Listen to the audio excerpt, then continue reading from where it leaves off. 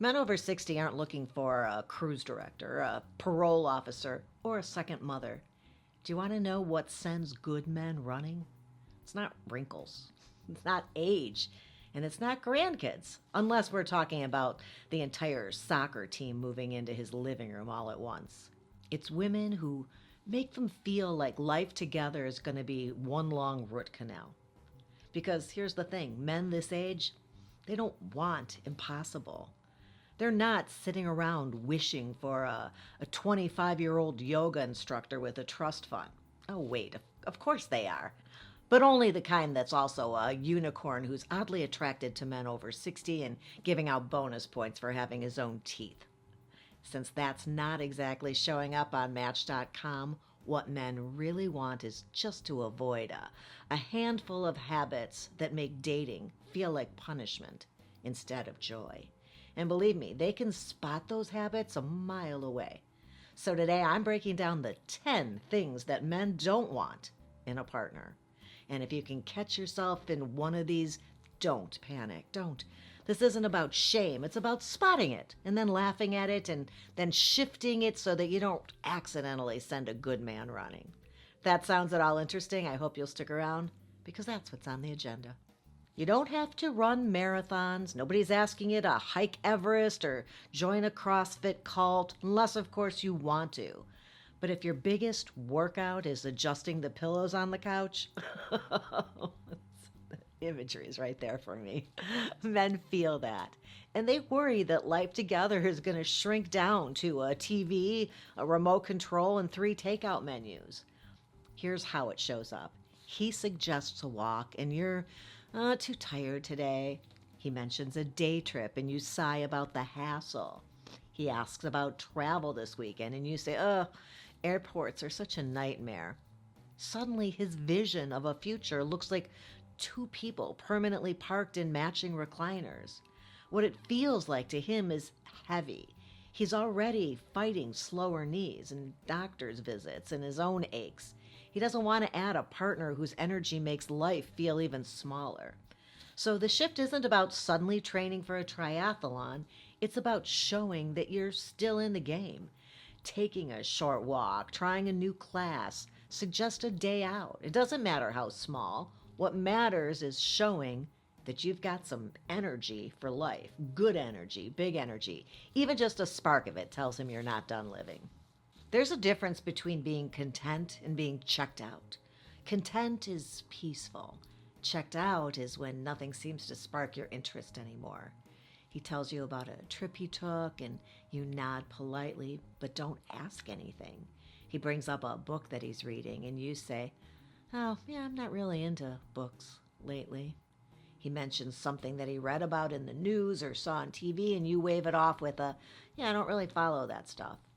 That's not relaxing to a man. It's dead air because curiosity isn't just about hobbies or travel. It's about showing that you're still interested in the world, that your mind is awake, not napping. And when a man senses zero curiosity, what he feels isn't calm, it's lonely. This doesn't mean that you have to care about everything he cares about. In fact, better to bring some of your own interests to the table. But a question now and then, a little pushback, tell me more about that. And then, again, bringing what you're interested in to the relationship. That's what makes a man think, okay, life with her is going to keep me going, keep me awake and alert. Here's the thing. Men don't walk away from dates or women because you don't look like you're 25 anymore. They walk away because the conversation felt like beige wallpaper. Technically fine, but nobody's dying to stare at it again. He tries so hard to get you interested in the conversation, to bring up something that lights a little spark for you. He's lobbing you little sparks, hoping for some fire. And what he gets back feels like damp matches. That's exhausting for a guy. He doesn't need you to put on a show, but he does want to feel a little heat in the room, a little life. If every answer is one word, he's going to feel like he's interviewing you for a library card. And the fix isn't hard.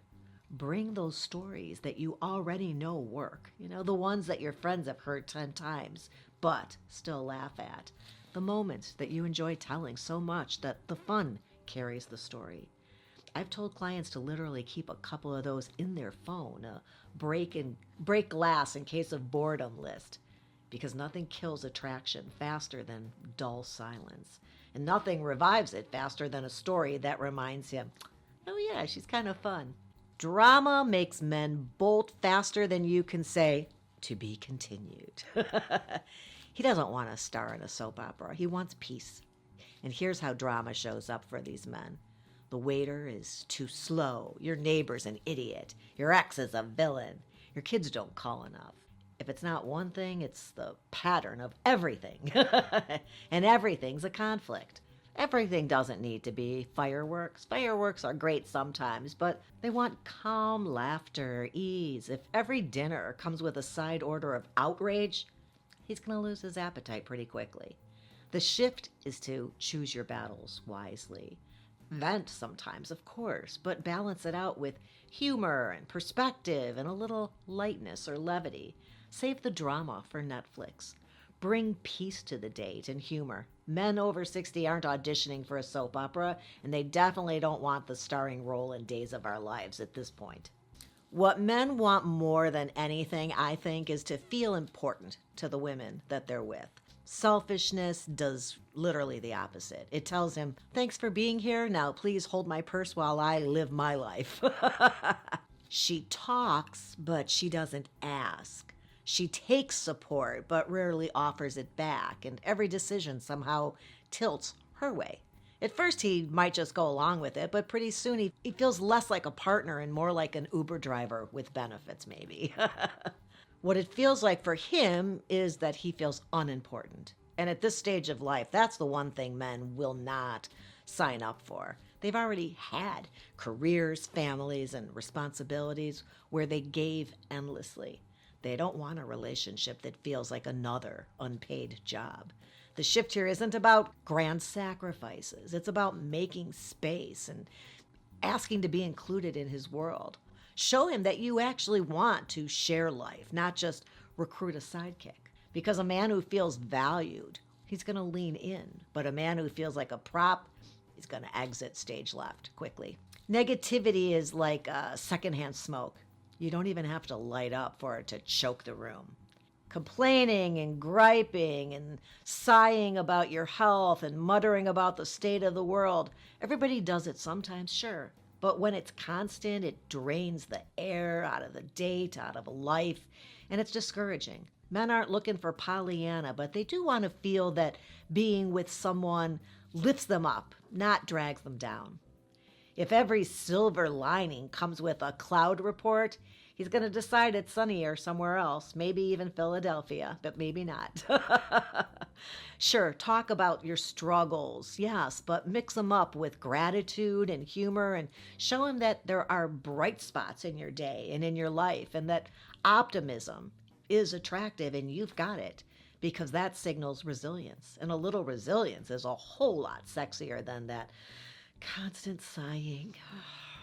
Men don't want a woman whose entire world collapses into his the minute they start dating.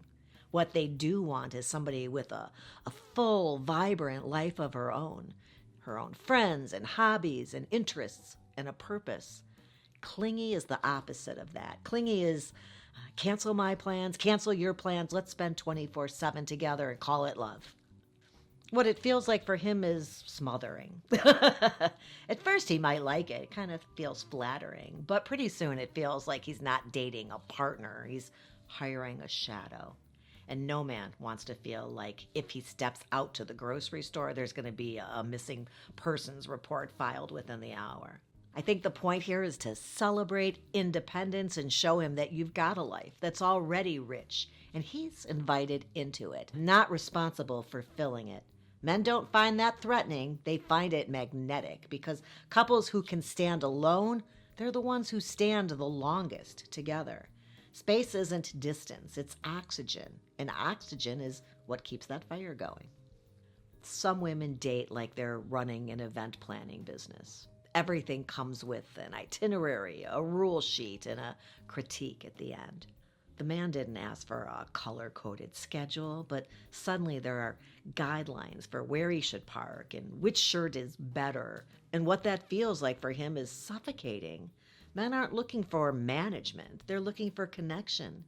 If every choice turns into a correction, he stops feeling romantic feelings towards you and he starts feeling like a prop. Nobody signs up for love hoping to be stage managed. So here's the truth. Men don't want to be perfect. They want to be accepted. If he wants ketchup on his steak, let him. And if he wears brown shoes with a black belt, you know what? The world's going to keep on spinning. You don't have to sign off on every detail of his life. The more you loosen your grip, the more he relaxes into being himself. And that's when he feels closest to you. Because men don't want to fall in love with a planner. They want to fall in love with a woman who lets them be a man.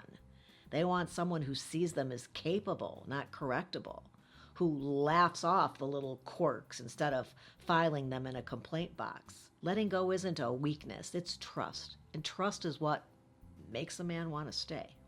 Men can deal with a lot. Bad drivers and Hallmark movies, even a house full of throw pillows that somehow multiply like rabbits. You know what I mean. But what they won't put up with is mean. And I don't mean movie-style mean with screaming matches and plates flying. It's the everyday version that does the damage. The sharp tone, the cutting joke, the little digs that make people flinch. It pushes everyone away. Friends stop calling. Kids keep their visits short. Family braces themselves. And if you find that you're always angry, all the time angry, then you need to do the work or get the help, because nobody wants to keep inviting that kind of energy into their lives. Not friends, not family, and certainly not a man looking for love. Instead of warmth, there's tension. Instead of laughing, he's on high alert. And at this stage of life, no man is signing up for a relationship where he feels like the target. The truth is, kindness is unforgettable.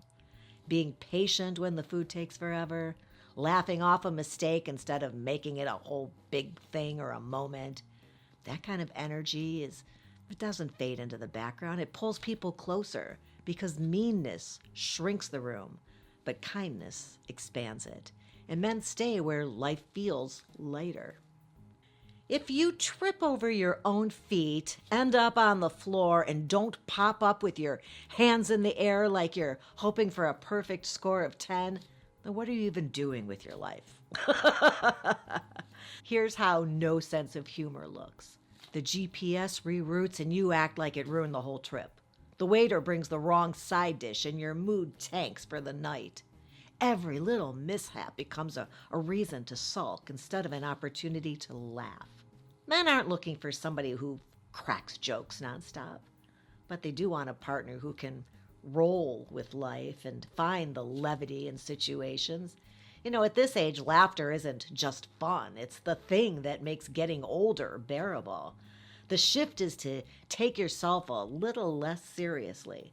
Laugh when the plans fall apart. Tell a silly story on yourself. Let him see that you can roll with the punches and with life's detours instead of letting them wreck your whole mood. Humor signals resilience, and again, resilience is what makes long-term love even possible. If you can laugh together, you can last together. Truth is, men aren't asking for perfection. They just want to feel joy and energy and kindness and lightness in a relationship. These 10 don'ts, they're not traps. They're reminders that love should feel like a relief, not a burden. Because at this age, nobody has time for reruns. Men don't want life together to feel like jury duty. They want it to feel like freedom. I hope you found that interesting or helpful. If you did, you might want to check out this episode. Dating over 60. Wow.